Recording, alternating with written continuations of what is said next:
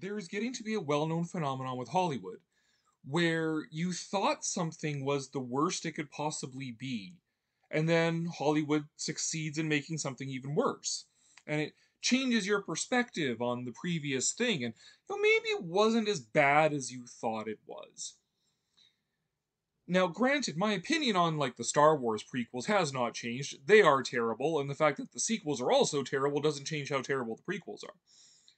But this phenomenon has affected me in the sense of Dark Universe, the Universal's Epic Universe theme park, the one I've been ranting about for months and months now, about how deeply this Dark Universe, that isn't even branded to Universal Monsters, manages to miss the mark, miss the opportunity presented by a Universal Monsters franchise. The idea of a Universal Monsters land that would be perfect for slow moving, slow burn, dark rides that really lean into the spooky gothic atmosphere of the classic monsters using the classic monster likenesses. Like Bela Lugosi and Boris Karloff and Lon Chaney Jr. and so on.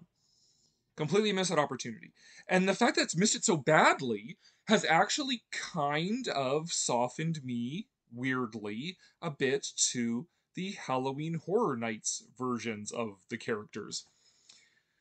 Now, up to Dark Universe, and inclusive a bit, I've been pretty critical of that because, the Halloween Horror Nights themselves are a reimagining that, in many profound ways, misses the point of the classic monsters. It turns the classic monsters into just these gore-heavy slasher monsters, ripping out people's spines and blood splattered everywhere, and all these sorts of things, trying to really make them intensely horrible and gory and everything to compete with the other Halloween Horror Nights houses. But take a slightly different perspective on it.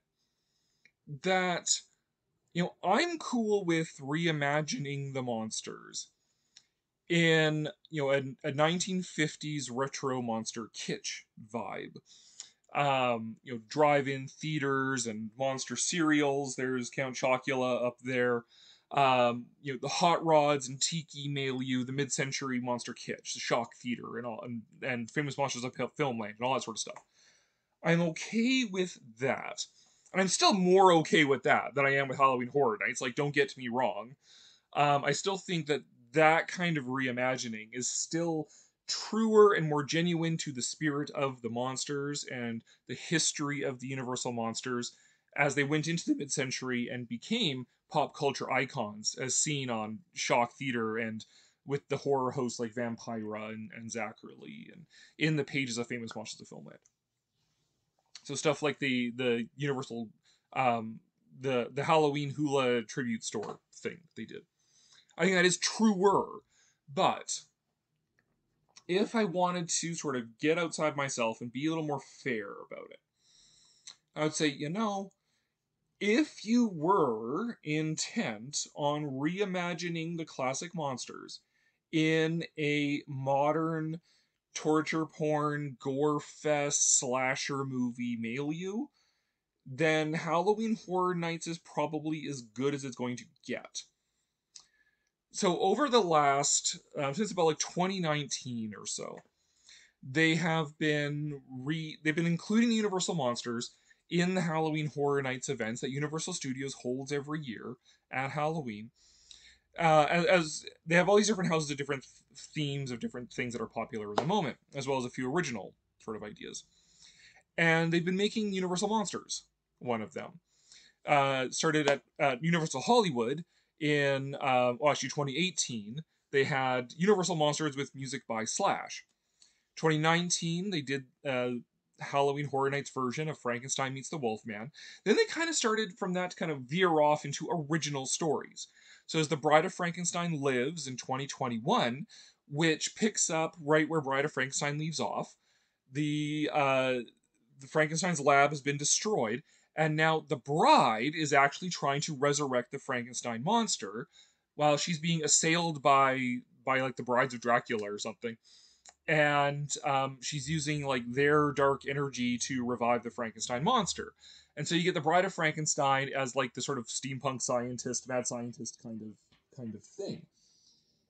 And that is an interesting idea. It's an original idea in the classic monsters, using the classic monsters.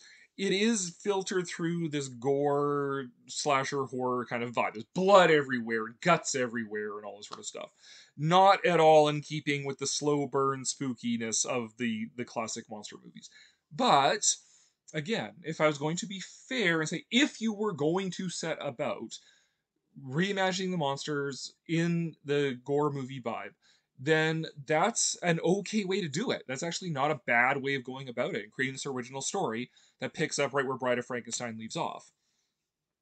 Then in 2022, they did the Legends Collide, which had Dracula, the Wolfman, and Karis the Mummy. Of course, Karis in name only, but Karis the Mummy, and it had this like bi-coastal storyline. So I think it was like Orlando was the part that takes place in Egypt, and the one in Hollywood I think was the part that takes place in London. And so Dracula has been importing these artifacts from Egypt, trying to get his hands on this amulet that will allow him to walk about during the day and do his reign of terror on humankind or whatever. Interesting idea. This bi-coastal. You see the beginning of the story on one coast and the end of the story on the other coast, and you have these three monsters that are vying for this amulet, and and who wins actually changed at different days, different nights, different viewings as you're going through. Switches off between Karis winning, Dracula winning, or the Wolfman winning. And again, it's super heavy on the gore. Not bad atmosphere, at least for the Egypt parts, especially. And it's got kind of the antiquarian thing as the a la carte shipping company has been bringing these Egyptian antiquities over to London in this warehouse in the docks. And again, Karis is a deep cut as well, as far as it goes. Like, not the deepest possible cut, but it's a pretty deep cut. That they identify it's that mummy, not Imhotep. It's Karis. And again, in the gore milieu, like that's probably as good as it's gonna get. And combining monsters that haven't really fought before, Dracula and Karis. Last year, 2023, it was the Universal Monsters Unmasked, which decided to pick up with some of the lesser, like the second tier, in some ways, the second tier monsters, and especially Parisian based. So you had the Phantom of the Opera was the main one. The Invisible Man was also involved, and the Hunchback of Notre Dame, which weirdly enough looked like, filtered through the gore lens of Halloween Horror Nights, looked like Charles Laughton Hunchback instead of the Lon Chaney Hunchback. And interesting choices to have these more like these human monsters involved rather than like the supernatural monsters. So that was kind of interesting as well. Granted, again, the gore not being really my thing. And then this year, they've announced this Eternal Bloodlines one, which is going to involve female monsters. So the big headliner is Dracula's daughter, Countess Maria Zaleska, or Maria Dracula, I guess. And Anxinamen is going to be involved, and it's like the daughter of Van Helsing. And it's like, well, and Bride of Frankenstein is going to be there as well. And now this is a deep cut. She-Wolf of London. Now they're probably not going to go with the actual movie She-Wolf of London. That's one of the more controversial Universal monster movies because of the twist at the end. But which I'm not going to spoil for anybody. But it is controversial because of what that twist is, and leads people to question if it should even be a Universal Monsters movie.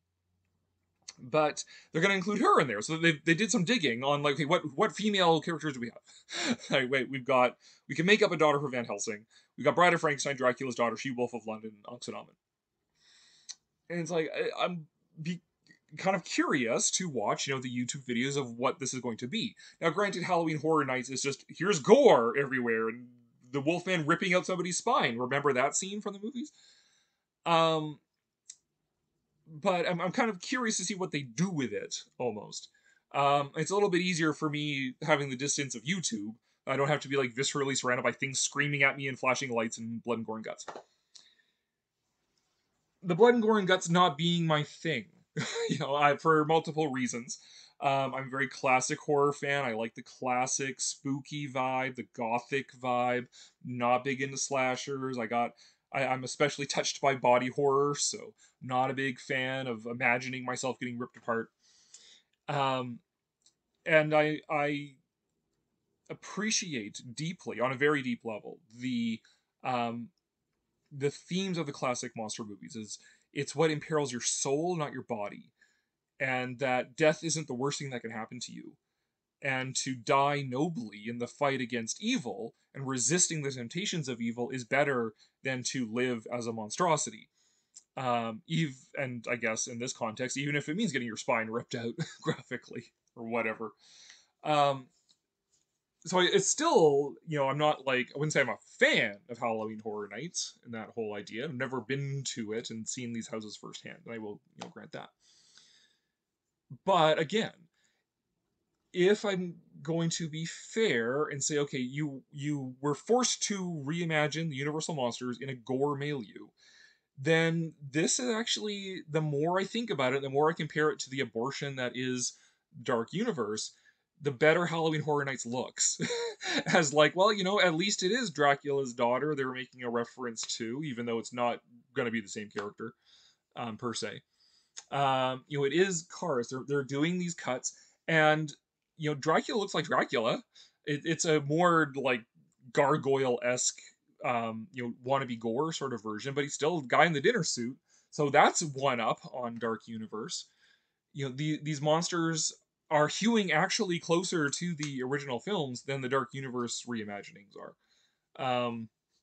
So Dark Universe is actually making Halloween Horror Nights look better, and I could almost see, like, if I were to go, I might even pick up some merchandise.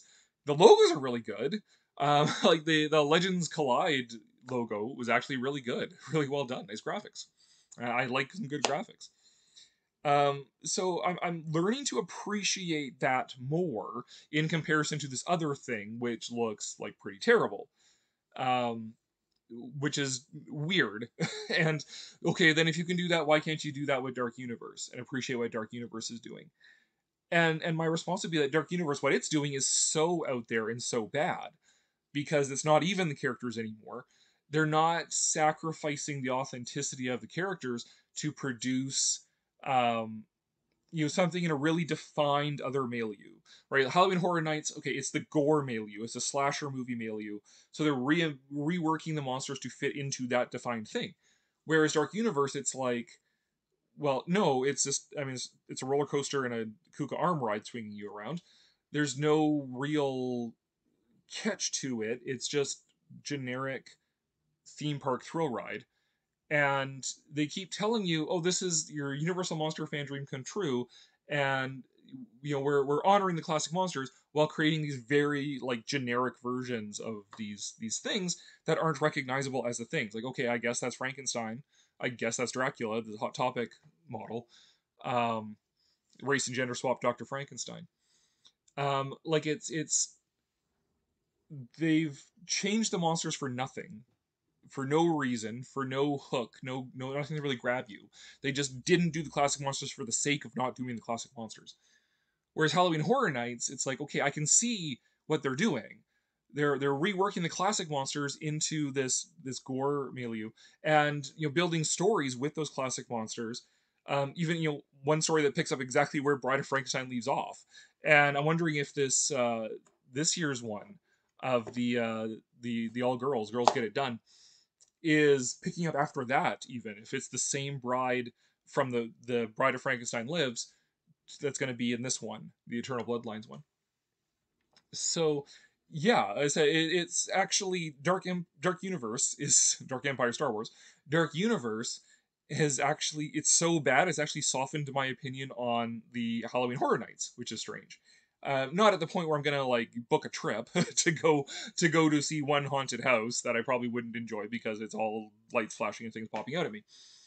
But yeah, it's actually, in comparison, Halloween Horror Nights is actually looking a lot truer and more respectful in a weird way to the classic Universal monsters.